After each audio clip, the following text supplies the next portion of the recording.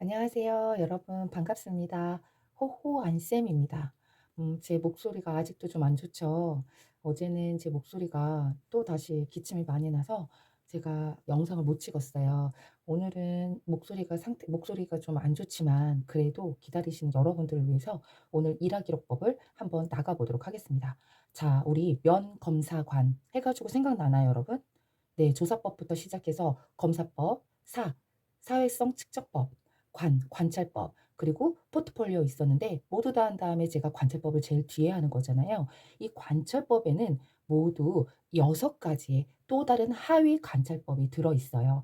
그중에 오늘은 1표, 1본 이렇게 해서 외웠는데 제가 그 모든 것들은 한꺼번에 마지막쯤에 한 번 더 설명을 하고 오늘 일화 기록법에 대해서 한번 알아보도록 하겠습니다. 자, 일화 기록법.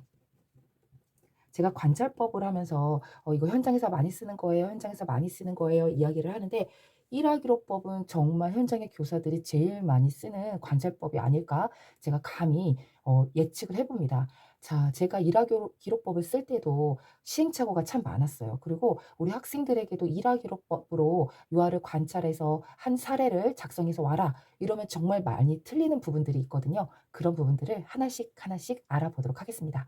자, 여러분들 드라마에서 제가 기억에는요. 이상한 우영우였나요? 그 제목이 뭐였는지 모르겠는데 이상한 우영우였나? 우영우 변호사가 나오는 드라마 있잖아요. 제가 TV를 잘 안 봐서. 근데 거기에 보면은 "이상하다, 이상하다." 거기에서 따오면 됩니다. "이상하다, 이상한 일하기록법." 이렇게 외우면 일단 개념을 쉽게 외울 수가 있어요. 자, 일하기록법은 어떤 일하기록법이라고요? 이상한 일하기록법이에요. 자, 이는 뭐냐 하면요. 유아의 개인 행동을 이해하기 위해 됐죠. 자, 이해하기 위해 요거예요. 이해하기 위해 어떤 행동을 개인이에요. 지금 집단으로 보는 거 아니잖아요. 그쵸? 일하기록법은 딱 한 명씩 기록합니다. 그래서 표를 보면 어떻게 대충 써 있냐면 일하기록 그 용지를 보면 여기 뭐 날짜 자 있고 여기 유아 이름 땡땡땡 써 있고 뭐 생년월일 써 있어요. 그러면 뭐 예를 들어서 뭐 4월 4일 날 뭐 이런 일 했습니다. 그럼 뭐 5월 10일 날 뭐 이런 일 했습니다. 한 유아에 대해서만 기록을 하잖아요. 그쵸? 메인이 한 유아예요. 따라서 개인의 행동을 어떻게 하기 위해 이게 중요해요. 이게 시험에 자주 나오는 용어잖아요. 모의고사 여러분들 문제 보니까 많이 나오잖아요. 그쵸? 개인의 행동을 이해하기 위해 어떻게 기록한대요? 어떻게 기록한대요? 그렇죠. 대충 기록하는 게 아니에요. 일하기록법은 이상한 일하기록법이라고 했습니다. 상세하게 기록하는 것을 우리는 일화 기록의 방법이라고 하는 거예요. 자, 이상한 일화 기록법.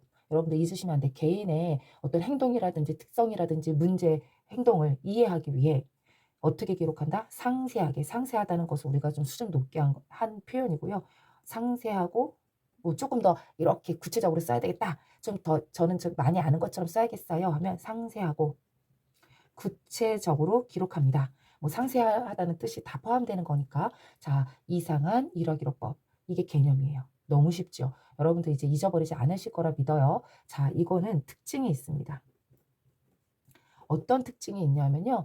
그러니까 가끔씩 이렇게 문제를 제가 이렇게 살펴보니까 좀 헷갈리는 부분도 있긴 하지만 크게는 먼저 두 가지예요. 첫 번째는요. 이거는요. 사진 같은 거예요. 사진처럼 여러분들 사진은 어때요? 증명사진 같은 거 딱 보세요. 어때요? 눈썹이 어디에 있고 코가 큰지 작은지 전체 맥락 속에서 굉장히 사실적으로 그러니까 보여지는 것 같잖아요. 사진처럼 사실 그대로 묘사한 글로 표현해야 돼요. 자, 애매모호하게 표현하면 안 된다는 거예요. 일하기록법 같은 경우는 사진을 보는 것처럼 구체적으로 표현해야 돼요. 눈을 뭐 동그라면 동그랗게 뜨고 이렇게 그쵸? 눈을 놀란 듯이 뜨고 이거 안 된다는 거예요. 이해됐죠, 여러분? 사진처럼 사실 그대로 써야 한다. 두 번째는요. 특징이 뭐냐 하면 전후 관계를 알 수 있어요. 전후 관계 설명이 가능하다. 그랬더니 보니까 우리 그 임용하는 선생님들의 그 문제를 이렇게 틀린 걸 보면 이 전후 관계 때문에 그리고 우리 학생들도 질문을 많이 해요. 전후 관계 때문에 이걸 헷갈리면 안 돼요. ABC 서술 사건 표지법 알고 있죠? 여기에서도 전후 관계를 정확하게 안다 하잖아요. 자, 이것만 전후 관계를 명확하게 아는 게 아니라 일하기록법도 전후 관계를 설명이 가능해요. 그런데 둘 다 가능합니다. 만약에 전후 관계를 정확하게 설명하기 위한 가장 좋은 관찰법입니다. 라고 하면 요거랑 요거 중에 뭘 골라야 돼요? 이걸 골라야 돼요. 왜 그럴까요? 지금 이거는 전후 관계를 설명하긴 하지만 4월 4일 날 있었던 일을 5월 10일 날 있었던 일을 쭉 쓰잖아요. 그런데 ABC 서술사건 표지법은 어떻게 쓰나요? 그렇죠. 어떤 행동이나 어떤 같은 말이에요. 사건을 전과 후로 구체적으로 나누어서 쓰기 때문에 전후 관계를 알고 이해할 수 있는 것은 ABC 서술사건 표지법과 일하기록법이 있지만 가장 정확하고 가장 최고로 잘 알게 하는 건 바로 요거입니다. 그러니까 가장이라는 말이 단서가 들어있으면 이걸 선택해야 되는 거예요. 됐죠? 만약에 문제에서 함정을 만들면 그렇게 만들 수 있어요. 하지만 이것도 전후 관계 설명이 가능하다는 거 여러분들이 잘 기억하시면 되겠습니다. 됐죠? 사전이에요, 사전. 됐죠? 특징은 사전이고 이상한 일화기록법이에요. 됐죠? 하나도 어렵지 않을 거예요, 여러분. 자, 이것에 좋은 점이 있어요. 좋은 점은요. 현장에서 교사들이 가장 많이 쓴다고 했잖아요. 사립이든 공립이든 국립이든 정말 많이 써요. 어린이집도 많이 씁니다. 그 이유는요. 장점은 제가 플러스로 표시를 하는데 교사들이 쓰기가 편하다는 거예요. 그거는 어떤 의미예요? 언제 언제 어디서나 기록할 수 있다. 할 수 있고 형식이 있다 없다? 여기 형식 있었어요? 없어요. 형식이 정해진 형식이 없어요. 그러니까 즉 양식이 없다는 거예요. 정해진 형식, 양식이 없기 때문에 언제 어디서나 기록할 수 있다. 그래서 포스트잇으로도 이렇게 기록을 해서 이걸 여기다 붙여 놓기도 하잖아요. 그쵸? 자, 따라서 어찌 보면 이런 것들은 자, 교사가 가장 쓰기 쉬운 방법이 장점이 되는 거죠. 그 이유가 양식이나 형식이 구애를 받지 않는다. 양식이나 형식이 따로 없다. 따라서 교사들이 언제 어디서나 사용할 수 있다. 시간이나 사건에도 제한이 없다. 어떤 시간이든 어떤 사건이든 다 쓸 수 있어요. 자, 얼마나 광범위합니까? 너무 좋은 장점이죠. 그쵸? 그 다음에 이것을 아까 어떻게 하게 기록했었어요? 이상한, 상세하게 기록했었죠. 사실 그대로 기록했었죠. 좋은 점이 바로 이거예요. 어떻게 기록한다? 사실적이고 객관적으로 기록합니다. 그렇기 때문에 이것이 장점이 이렇게 되는 거예요. 언제 어디서나 형식이 없기 때문에 자유롭게 기록할 수 있습니다. 시간이나 뭐 구애받지 않으면 사건이든 구애받지 않습니다. 또한 어떻게 기록한다? 사실적이고 객관적으로 기록을 하기 때문에 신뢰할 수 있다는 거예요. 결국에. 그렇죠? 사실적이고 객관적으로 기록합니다. 라고 되어 있어요. 자, 그런데 여기에는 좋은 점도 있지만 단점도 있습니다. 단점도 있죠. 자, 일화기록법은요. 아무 때나 쓰는 게 아니에요. 예를 들어서 우리 반에 민지가 그냥 매일 평범하게 오늘도 평범하게 지냈어요. 이럴 때 민지 일하기록 쓰지 않잖아요. 어떨 때 써요? 가만히 얌전했던 아이가 오늘 갑자기 밥을 먹다가 "아!" 하고 소리 질렀어요. 그럼 민지는 한 번도 그런 적이 없었는데 특별한 행동이 나타났죠. 이럴 때 쓰는 게 바로 자주 일어나지 않았던 우발적인 사건에 쓰는 바로 방법이 일하기록법이에요. 여기 됐나요? 우발적인 사건 기록이기 때문에 그쵸? 때문에 특정한 행동, 관찰은 바람직하지 않아요. 효과적이지도 않고 바람직하지도 않습니다. 됐나요? 우발적인 사건에만 쓰는 게 바로 일하기록법이에요. 그러니까 특정한 행동을 계속 똑같은 행동을 우발적이라는 건 뭐예요? 100번 행동을 했을 때 예를 들어서 한두 번 일어나는 거예요. 그쵸? 그러니까 특별한 특이한 거란 말이에요. 그쵸? 그런데 특정 행동이 특별히 아니에요. 이거 글씨 잘 보셔야 돼요, 여러분. 이거 만약에 특별한 행동을 관찰할 때 하는 것이 일화기록법입니다. 특별은 맞아요. 특별은 맞아요. 특정. 예를 들어서 우는 행동이 나타날 때마다 기록하겠습니다. 그럼 우는 행동이 얼마나 자주 일어나요? 그쵸? 1년에 한두 번만 울어요? 유아가? 아니잖아요. 많이 울잖아요. 그런 특정 행동, 자주 일어나는 특정 행동을 관찰하기 위해서 이 원인을 파악하려고 관찰하는 것은 바람직하지 않다라는 거예요. 하지만 특별한 행동에는 관찰이 가능해요. 그러니까 요걸 특별한 행동을 확인하면서 우발적인 사건이 특별한 행동이잖아요. 이것도 꼬아서 내면 분명히 여러분들 많이 틀릴 문제예요. 특히 특정인지 특별인지 기억하셔야 됩니다. 자, 됐죠? 이런 거. 그다음에 우발적이라는 건 한두 개의 사건, 정말 가뭄에 콩나듯이 일어나는 사건을 설명한다고 그랬잖아요. 여러분, 자주 하지 않은 행동, 우연히 한 번, 제가 예를 들어서 40 평생에 한 번도 그런 일이 없었는데 한 번 다른 사람을 제가 때렸어요. 제가 한 번 때렸다고 저 나쁜 사람인가요? 한 번 가지고는 판단할 수 없잖아요. 그쵸? 따라서 이것도 마찬가지예요.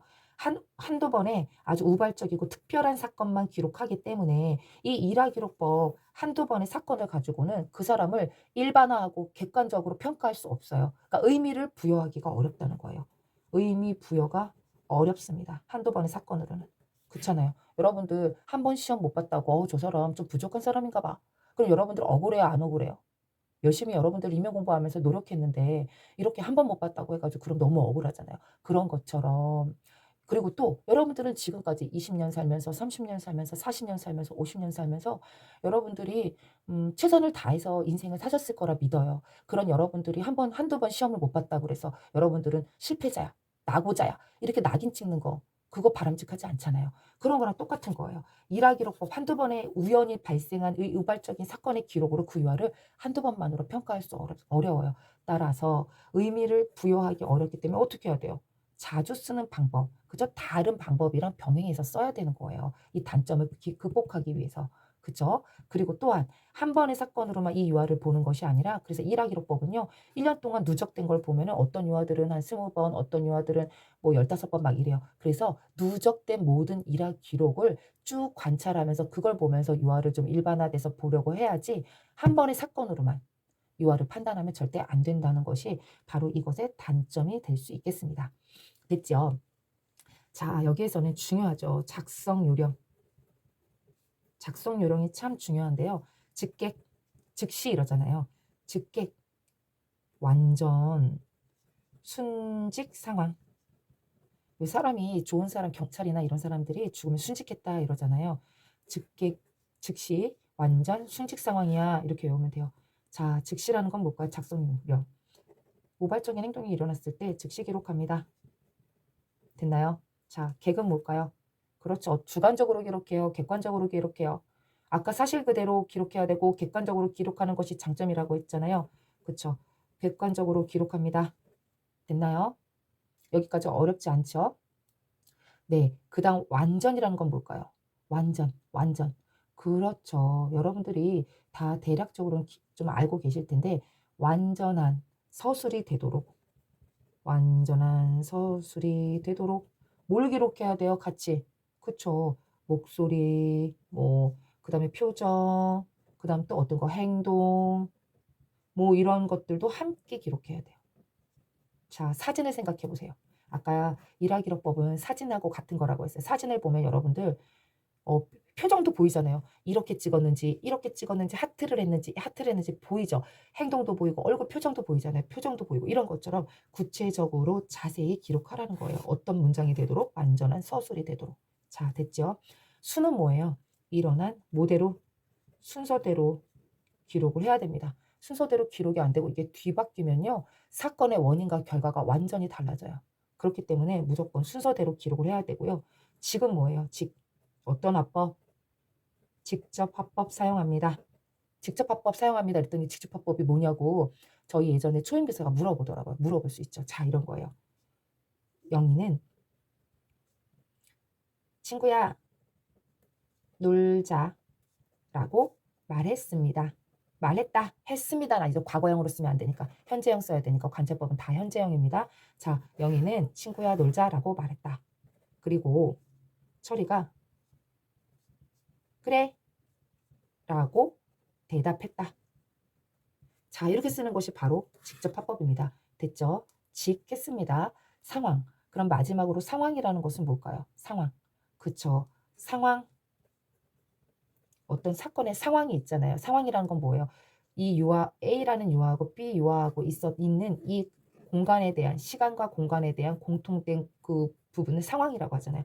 상황 내에 있는 그쵸? 이 상황 내 이 그 우발적인 행동이 있는 이 상황에 있는 그쵸? 이 상황에 있는 모든 자료를 함께 공유해야 되기 때문에 이 상황 내에 있는 상황 내 또래, 교사의 반응이나 표정도 어떻게 기록해야 돼요? 함께 기록해 줘야 돼요. 제가 지금 여기 썼잖아요. "영희는 친구와 놀자."라고 말했다. 그 혼잣말하는 거 아니잖아요. 그러니까 철이가 대답한 거. 이 상황을 함께 기록을 하잖아요. 이렇게 기록을 하는 것이 작성 요령입니다. 아주 중요하다고 볼 수 있겠어요.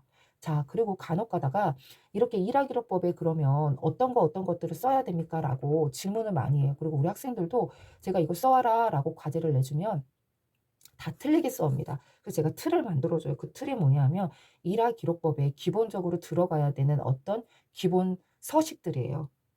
기본 서식. 자, 기본 서식은요.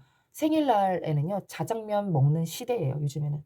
생일 자장면 시대.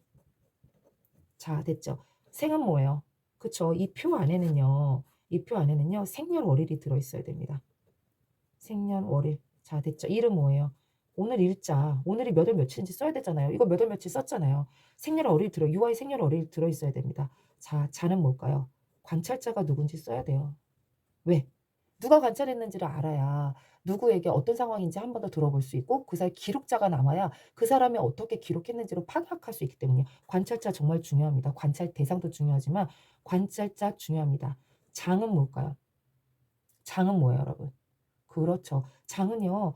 장면이에요. 어떤 장면인지 관찰, 장면, 장소 기록합니다. 됐죠? 예, 됐습니다. 그다음에 시는 뭐예요? 시간 기록해야죠, 시간.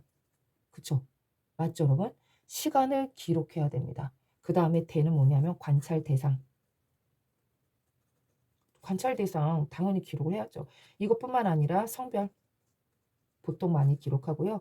연령은 사실 중복돼요. 연령이라고 하는 무슨 강사도 있는 것 같은데 연령이 생년월일이잖아요. 생년월일을 계산하면 연령이잖아요. 어쨌든 요것도 기록을 하기는 하더라. 근데 생일, 자장면, 시대를 기억하면 아주 잘 기억할 수 있고 남잔지 여자인지 연령은 기본으로 들어 있잖아요. 만 3세 꽃들 만 이런 거 쓰잖아요. 그쵸? 이런 것처럼 성별, 남자 이런 거 쓰는 것처럼 요거는 기본으로 알고 계시고 생일, 자장면, 시대이다. 기본 서식에 들어가 있다는 것도 알고 있으면 자, 다음 표에서 빠져 있는 항목이 무엇인지 쓰세요 했을 때 일자, 오늘 날짜가 빠진 건지 관찰자가 빠진 건지 금방 찾아낼 수 있습니다. 자, 일하기로법, 이상한 일하기로법 여러분들 잊지 마시고 여러분들 시험에 나오면 모두 다 맞추시기를 바라겠습니다. 여러분 오늘도 화이팅 하세요. 여러분들을 오늘도 응원하겠습니다. 생일, 자장면, 시대도 잊지 마세요. 이상한 일하기로법 호호한 쌤입니다.